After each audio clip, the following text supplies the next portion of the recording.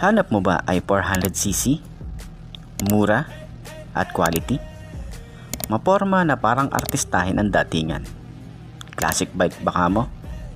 Dito sa Rusi at Motorstar, meron tayo niyan.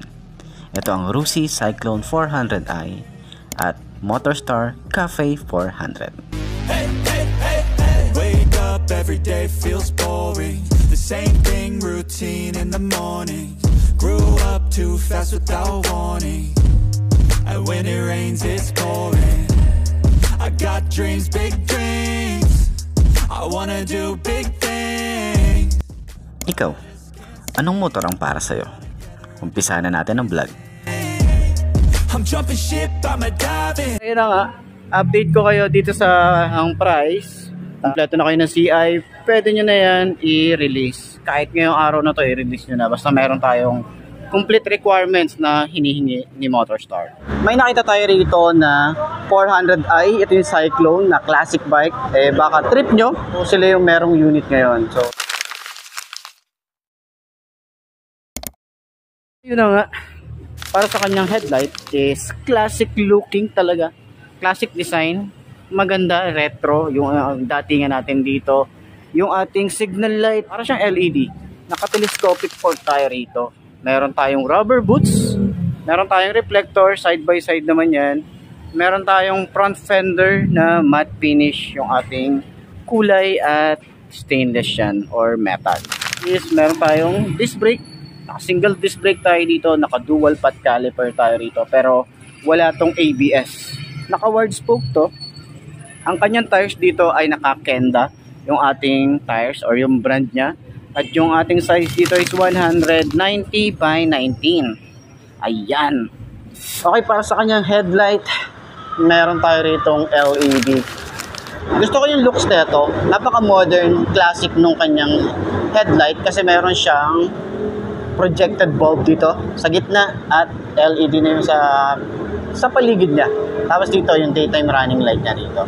So kagandahan din kasi rito, halos lahat ng ilaw ay LED. Signal light is LED tsaka flexible din. Ang pogi rin dito dahil naka-inverted forks tayo rito. Kulay silver and stylish yung ating front fender tsaka flexible. Napakaganda ng plastic na ginamit dito. Tsaka stylish yung datingan niya. Kakaiba yung style. Ayan o. Meron tayong ABS dito sa harap. Naka-single disc brake tayo rito. Naka-wide spoke yan pero tubeless itong tires niya. So naka-dual pad caliper tayo rito. Ang size ng gulong dito sa harap ay 120/70 by 17. Maganda na rin yung tires niya, Tinimsan. Okay? Same nung brand na ginagamit ni RFI 175. So na-try and tested na natin yan kasi hindi siya dumudulas. Okay? Magandang klase din yung kanilang tires na ginamit. Yung fuel, ayan, malaki talaga siya. Tsaka mabigat yung motorcycle. Trinay natin iusad dito. Pero hindi natin masyadong mausad kasi mabigat talaga siya. Tapos malaki din yung ating fuel tank capacity rito. Pwede na to para sa 400cc. So legal nga pala to sa expressway. Style niya rito, meron tayong ibon. Ayan. Side na to, scratch resistance to. Tsaka relax din to para sa ating tuhod. Carb type nga pala to. Para sa mga nagtatanong, mali naman natin magkaroon si Motorstar ng FI para dito sa affordable ng operator nila. Yung emblem, di yan mawawala kay Rusi, yung emblem natin dito. Tsaka hindi to masyadong madaming sticker. So halos minimalist lang and naka-emblem pa tayo rito. Premium looking talaga siya. At ang capacity, talagang ang laki ng tank capacity nito. So mas mabigat to kung naka full tank pa tayo rito. Mabigat na yung motor, mas bibigat pa yan kapag naka full tank. Ganda ng design dito. Big bike talaga yung datingan, 'di ba? Ang ganda, sumasabay si Rusi pagdating sa mga paint job, okay? And ito yung style ng makina, ang laki talaga nito. Gusto ko yung datingan niya.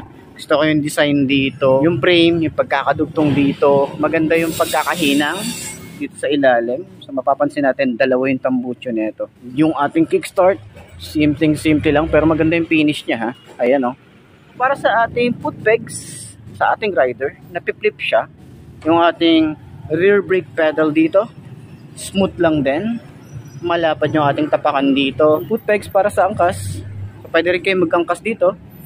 Ayan, malapad din yung ating swing arm dito. Tsura nga pala ng tambucho. Ayan yung datingan niya. So, meron tayo ritong radiator. Gusto ko yung itsura dito sa ilalim. Then, nandito yung kanyang coolant. Ganda ng design niya rito. Tapos, naka-dual exhaust tayo rito. Yung style niya rito. And yung approach niya rito, napakaganda ng itsura talaga nito.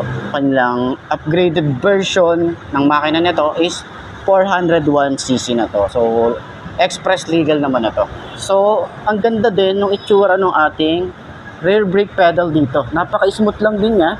Ating foot pegs para sa rider. So, napip-flip naman yan. Ayan. Tsaka maganda yung style dito ah. So, dito naman sa side yung ating 400i na Cyclone. And gusto ko rito yung quality nung ating frame na ginamit dito. So, kanyang foot pegs para sa angkas. Yan, combination din ng rubber and metal. Yung kanyang exhaust. Stylish yung datingan. Ang ganda. Napopugian ako dito sa style nung ating exhaust. Ayan yung datingan niya. So, syempre, ingat tayo rito dahil wala siyang cover.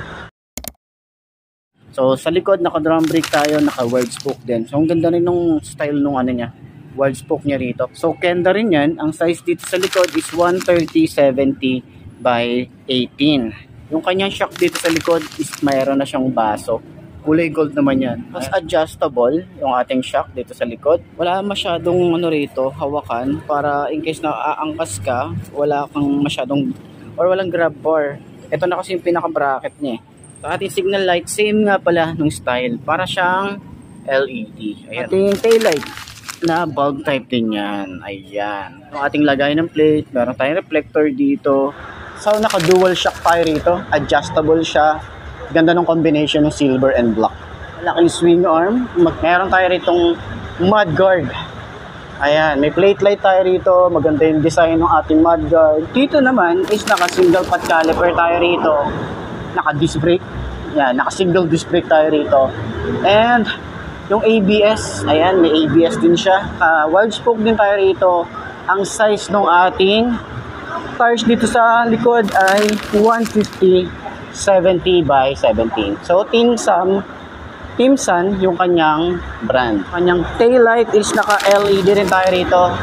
Modern classic yung datingan. Ayan yung grab bar nyo, merong mga glitter effect oh. Hindi yan daya ah. Yan na yun talaga, no? Ang ganda ng finish dito. Yung kanyang grab bar. Ayan.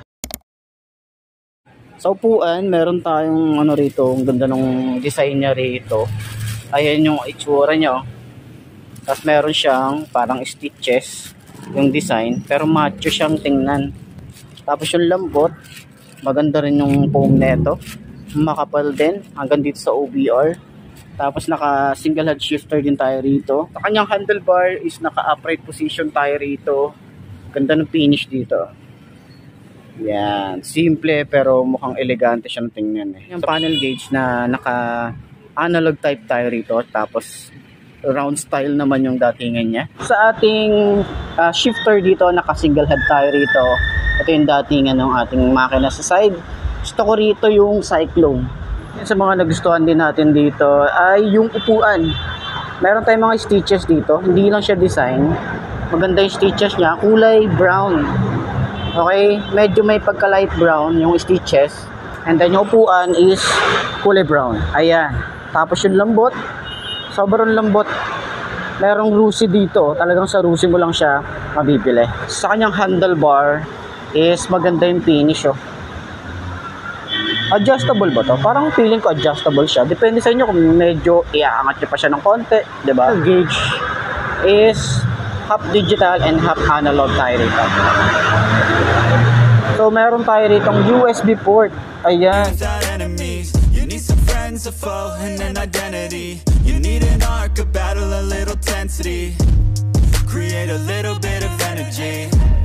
I know we don't start the same, but life ain't fair, that won't change. You can't expect that from games, yeah. You might be worse off than others, but better off than another. So just move forward, discover, yeah. What you like, what you need, what you see. Every little thing that you wanna be. Figure out how others get it, and respect it. And don't give up till you perfect it. Well, here I go. How I get there, I'll figure out on my own. But no matter what, I'll be putting on a show. So watch out and watch me grow. I will be the best, headed out for change. I just started on my quest. Yeah, the world will know my name. I'm excited, I'm obsessed. No one in my way but myself and a test. Yeah, I will be the best. Yeah, I will be the best. Life is just a game, I'll be playing till I rest. I'll be there to claim my own spot among the best. Deep within my mind, I'll put all my fear to rest. Cause I will be the best. Yeah, I will be the best.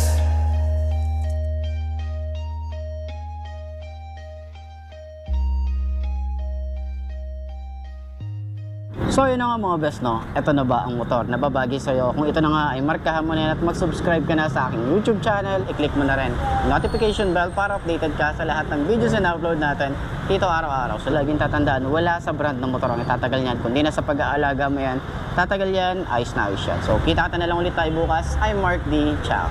Maraming salamat sa inyo.